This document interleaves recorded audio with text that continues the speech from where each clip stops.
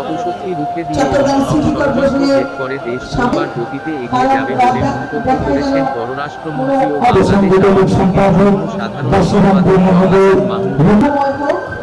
রোববার 7 জুলাই বিকেল 4টায় নগরের প্রবর্তক মোড়ে ইসকন প্রবর্তক শ্রীকৃষ্ণ মন্দিরের উদ্যোগে আয়োজিত রথযাত্রায় ভার্চুয়ালি প্রধান অতিথির বক্তব্য তিনি বলেন, বাংলাদেশ হিন্দু মুসলিম খ্রিস্টান সবার মিলিত সংগ্রামের মাধ্যমে স্বাধীনতা লাভ করেছে। একটি অসাম্প্রদায়িক দেশ হিসেবে জন্ম লাভ করেছে। প্রধানমন্ত্রী বঙ্গবন্ধু কন্যা শেখ হাসিনার নেতৃত্বে বাংলাদেশ আজ সেই চেতনাকে ধারণ করে অদম্য গতিতে এগিয়ে চলেছে।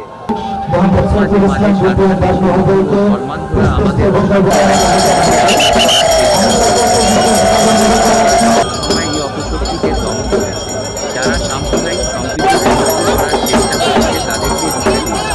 আজকের এই অনুষ্ঠানে জাতি ধর্ম বর্ণ নির্বিশেষে সকলের উপস্থিতি এটাই প্রমাণ করে আমাদের দেশ শ্রীকৃষ্ণ মন্দিরকে অনুরোধ করব, আপনারা এই অসাম্প্রদায়িক চেতনাকে ছড়িয়ে দেবেন এবং যে চেতনা ধারণ করে আমাদের মুক্তিযুদ্ধ হয়েছিল জাতির পিতা বঙ্গবন্ধু শেখ মুজিবুর রহমানের নেতৃত্বে, আমরা সেই চেতনাকে সবসময় বুকে ধারণ করে এগিয়ে চলব।